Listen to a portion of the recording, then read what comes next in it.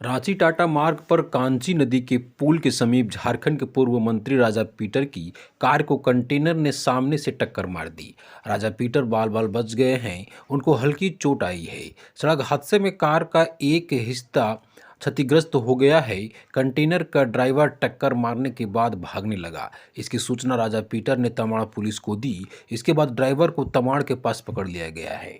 हादसे के संबंध में पूर्व मंत्री राजा पीटर ने बताया कि वे तमाड़ से बुंडू एसबीआई बैंक जा रहे थे। इसी बीच रांची टाटा मार्ग पर कांची पुल के समीप सिंगल लेन में सामने से आ रही कंटेनर ने उनकी कार को टक्कर मार दी। इसके कार क्षतिग्रस्त हो गई है। उन्होंने कहा कि अनहोनी थी जो टल गई, वे सुरक्षित हैं। झारखंड में इन दिनों पश्चिमी विक्षोभ का जबरदस्त असर देखने को मिल रहा है। यही वजह है कि आकाश में बादल छा रहे हैं। हालांकि लोगों को ठंड से थोड़ी राहत जरूर मिली है। मौसम विभाग की माने तो 18 जनवरी तक मौसम इसी तरह रहेगा। वहीं अगर हम कल के मौसम की बात करें तो कई जिलों में घना कोहरा की संभावना जताई गई है। इसे लेकर येलो अलर्ट भी जारी किया गया है।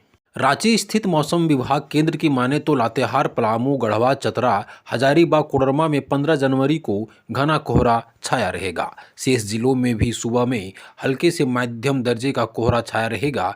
दिन चढ़ने के साथ आंशिक रूप से बादल छाया रह सकता है।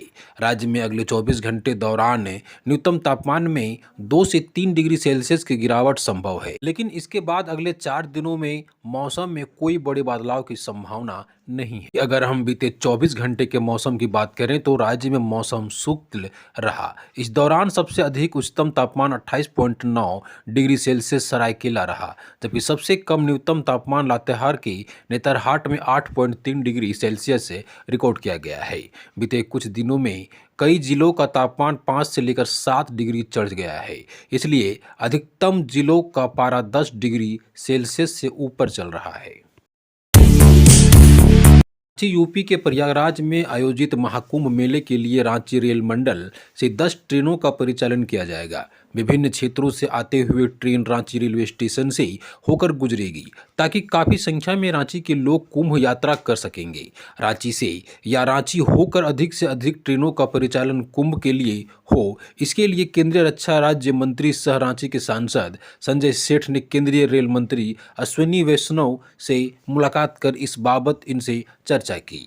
उन्होंने आग्रह किया है कि कुंभ के लिए ट्रेनों का परिचालन रांची रूट से किया जाए। इससे रांची, रामगढ़, खूंटी, हजारीबाग, लोहरदगा, गुमला, सिमडेगा, कोडरमा, चतरा, लातेहार, पुरुलिया, जमशेदपुर और सरायकेला खरसावां सहित कई जिलों के लोग कुंभ की यात्रा कर सकेंगे।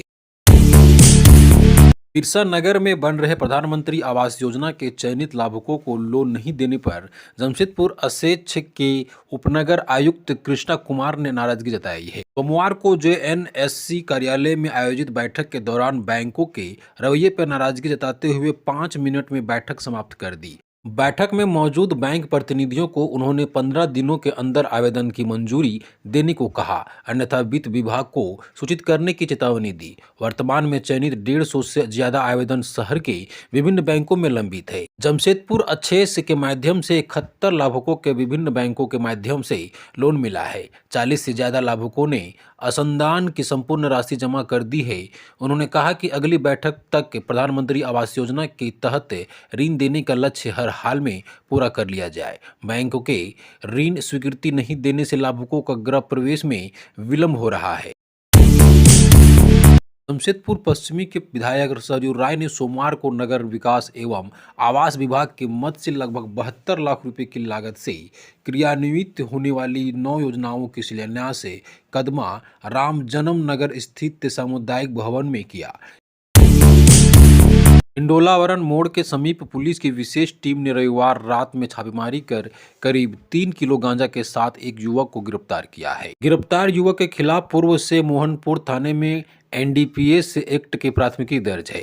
जानकारी के मुताबिक गिरफ्तार युवक का नाम लोधन भोक्ता उर्फ विनोद भोक्ता है, जो मोहनपुर थाना क्षेत्र के लेटवावरण गांव का रहने वाला है। बरामद गांजा लोधन के कंधा में टंगे काले रंग के बैग में 2 पैकेट में था। इस संबंध में थाना प्रभारी प्रियारंजन कुमार की शिकायत पर मोहनपुर थाने में लोधन उर्फ विनोद के खिलाफ प्राथमिकी दर्ज की गई है। जानकारी के अनुसार 12 जनवरी की रात में गुप्त सूचना प्राप्त हुई कि हिंडोलवारन चौक के पास एक व्यक्ति संदिग्ध अवस्था में काफी देर से किसी का इंतजार कर रहा है। तो सूचना सत्यापन व आवश्यक कार्रवाई के लिए अन्य पदाधिकारी व पुलिस बलों के साथ पहुंचे तो देखा कि एक व्यक्ति काले रंग का पीठू बैग लिए खड़ा है।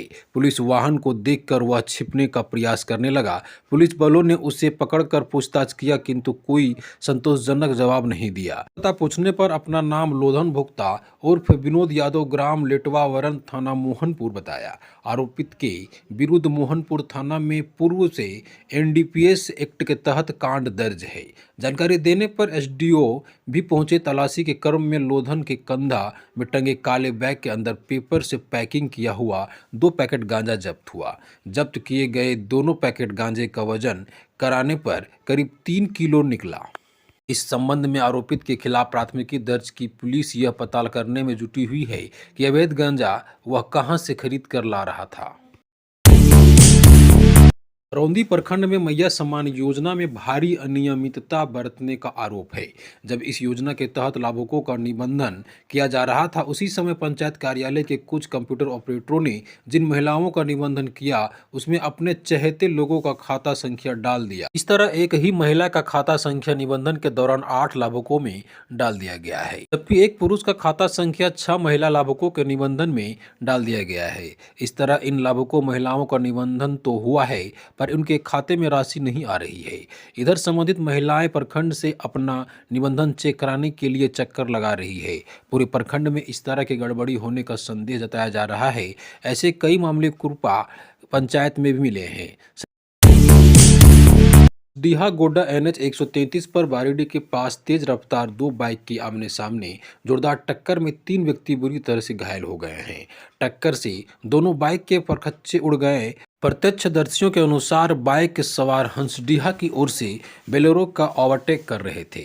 इसी दौरान सामने से भी तेज रफ्तार में बाइक सवार गोड्डा की ओर जा रहा था। घटना की सूचना मिलने साथ ही अवर निरीक्षक मनीष कुमार पुलिस बल के साथ घटनास्थल पर पहुंचकर तीनों घायलों को इलाज के लिए सरैया टांड़ सामुदायिक स्वास्थ्य केंद्र पहुंचाया। दोनों बाइक को जब्त कर थाना लाया गया है।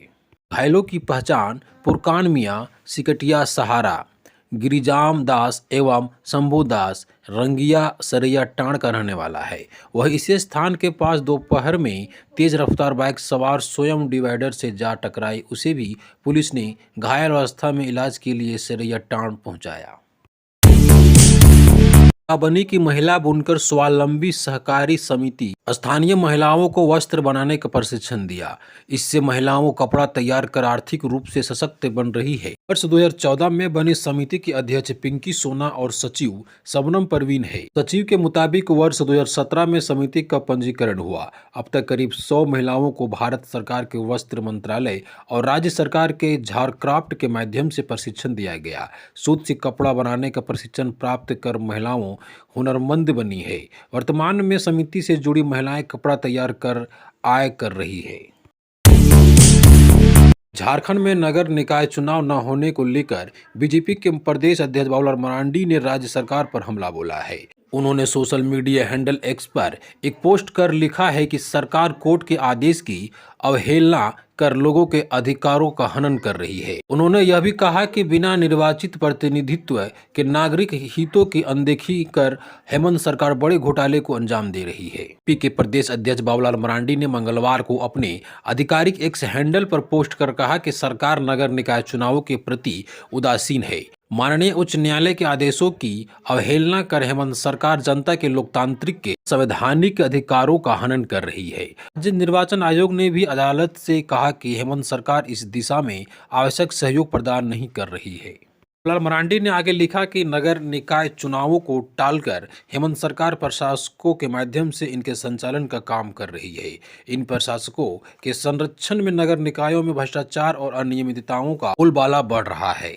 बता दें कि सोमवार को अदालत ने नगर निकाय चुनाव कराने के आदेश का अनुपालन न होने पर नाराजगी जताई है। हाईकोर्ट ने इस मामले में झारखंड के मुख्य सचिव अलका तिवारी को जवाब तलब किया। मामले की अगली सुनवाई 16 जनवरी को होगी। राज्य सरकार ने इस मामले में अपना पक्ष रखते हुए कोर्ट को बताया है कि ट्रिपल टेस्ट कराया जा रहा है, जिसकी रिपोर्ट अभी तक सामने नहीं आई है।